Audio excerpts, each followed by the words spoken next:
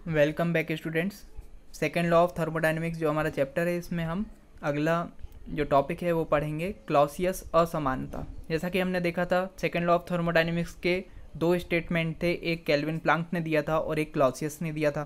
Clausius बहुत ही important वैज्ञानिक है, इन्हीं के नाम पर हम सेकेंड लॉ को फाइंड करते हैं।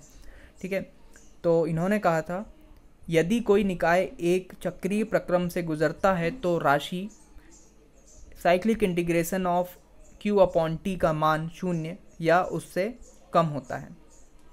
ठीक है, तो ये एक नई राशि की उन्होंने बात की, डेल Q अपॉन टी। तो इसका मान शून्य से कम होता है या उसके बराबर होता है। तो ये है उसका स्टेटमेंट का फॉर्मूला, साइक्लिक इंटीग्रेशन। ठीक है, साइक्लिक इंटीग्रेशन, ये इंटीग्रेशन का साइन क्या होता है, ये होता है, और इसमें एक ज़ीरो बना देंगे तो ये क्या बन जाएगा, साइक्लिक इंटीग्रेशन का साइन, यानी एक साइकिल का इंटीग्रेशन। और यहाँ पर क्या हो जाएगा, डेल Q अपॉन टी। ये क्या है, पार्शियल डिफरेंशिएशन है, क्योंकि ये एग्जैक्ट डिफरेंशिएशन नहीं होता है W और Q का। ठीक है, तो यहाँ पर भी एक डैश लग जाता है कई बार। तो इसका जो मान है ये हमेशा शून्य के बराबर होगा या शून्य से कम होगा। तो शून्य कब होगा, जब प्रोसेस रिवर्सिबल होगी, और शून्य से कम कब होगा, जबकि प्रोसेस इरिवर्सिबल होगी। पिछले बार हमने रिवर्सिबल और इरिवर्सिबल के बारे में पढ़ चुके हैं। ठीक है, आदर्श प्रोसेस जो होती है वो रिवर्सिबल होती है ना, तो ये मान होता है ज़ीरो। लेकिन जनरली लगभग सभी एक्चुअल प्रोसेसेस, वास्तविक क्रियाएं क्या होती हैं, इरिवर्सिबल होती है। इसलिए इस प्रक्रिया, इस क्वांटिटी का मान क्या होगा, नेगेटिव होगा। ज़ीरो से कम मतलब नेगेटिव, याद रखिएगा।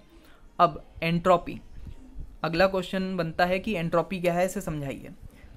जैसा कि हमने एंथैल्पी को बना लिया था, एक टर्म बार बार आ रही थी, इसी प्रकार से ये जो क्लॉसियस ने नई टर्म दी उसका नाम हमने दे दिया एंट्रोपी।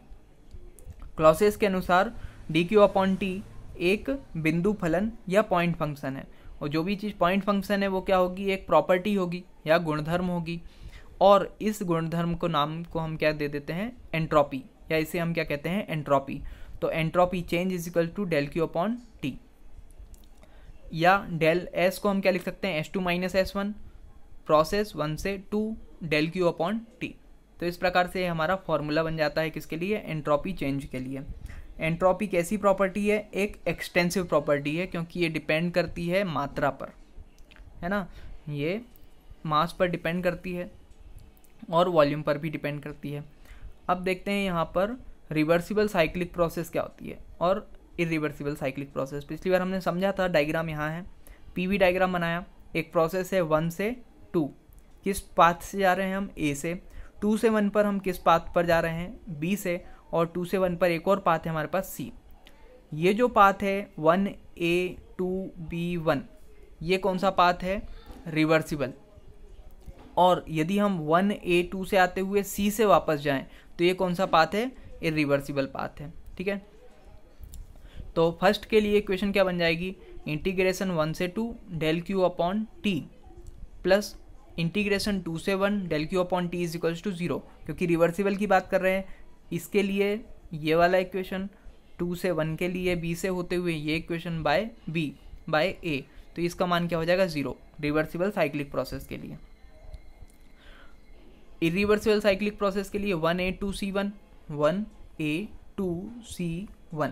ठीक है, तो यहाँ पर देखिए इरिवर्सिबल प्रोसेस के लिए इसका मान क्या होता है, 0 से कम होता है या नेगेटिव होता है।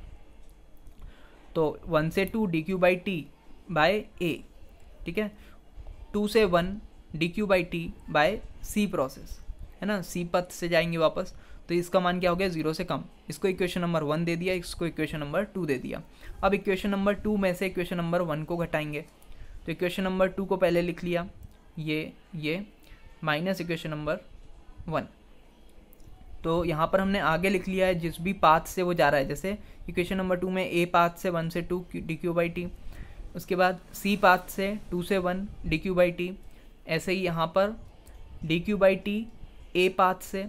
ठीक है, तो हमने A को यहाँ लिख लिया, और B पाथ से 2 से 1 dq बाई टी, माइनस का साइन दोनों में आ जाएगा। ठीक है, इसमें भी माइनस आ जाएगा, इसमें भी माइनस आ जाएगा, दोनों को घटा रहे हैं।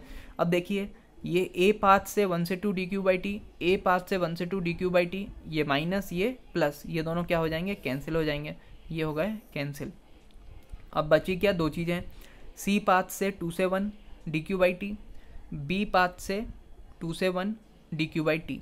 अब हम जानते हैं बी पाथ से 2 से 1 D Q by T, B path से 2 से 1 डी क्यू बाई टी, ये क्या है, रिवर्सिबल प्रोसेस है। और रिवर्सिबल प्रोसेस के लिए डेल एस बराबर क्या होता है, डी क्यू बाई टी, या डी क्यू बाई टी बराबर क्या होता है, डेल एस। तो हमने इसका मान क्या रख दिया, डेल एस रख दिया। देखिए ये इस पूरे का मान क्या रख दिया हमने, डेल एस। कहाँ दिया हुआ है, ये लिख दिया हमने, क्योंकि ये रिवर्सिबल प्रोसेस है। अब डी एस का पक्षांतर कर देंगे तो सी प्रोसेस से 2 से 1 डी क्यू बाई टी, इसका मान क्या हो जाएगा, डी एस से छोटा, या डी एस का मान बड़ा होगा इस इरिवर्सिबल प्रोसेस से। तो इरिवर्सिबल प्रोसेस के लिए अप्रतिक्रम्य प्रक्रम में निकाय की एंट्रोपी बढ़ जाती है। तो एंट्रोपी निकाय की बढ़ जाती है। इसी प्रकार लगभग सभी वास्तविक निकायों में एंट्रोपी बढ़ती है, क्योंकि सभी प्रक्रम अप्रतिक्रम्य होते हैं। इसी प्रकार ब्रह्मांड में मौजूद सभी प्रक्रम की एंट्रोपी बढ़ेगी तो ब्रह्मांड की एंट्रोपी भी लगातार वृद्धि कर रही है या बढ़ती रहती है। ठीक है, तो इस प्रकार से हमने सेकेंड लॉ ऑफ थर्मोडायनेमिक्स को प्राय पूरी तरह से समझ लिया है, और जितने भी इम्पोर्टेंट क्वेश्चन इसमें आते हैं वो हमने देख लिए हैं। इतना बेसिक नॉलेज आपके लिए सफिशिएंट होगा कि आप क्वेश्चन को हल कर पाएँ, उसका आंसर अच्छी तरह से दे पाएँ।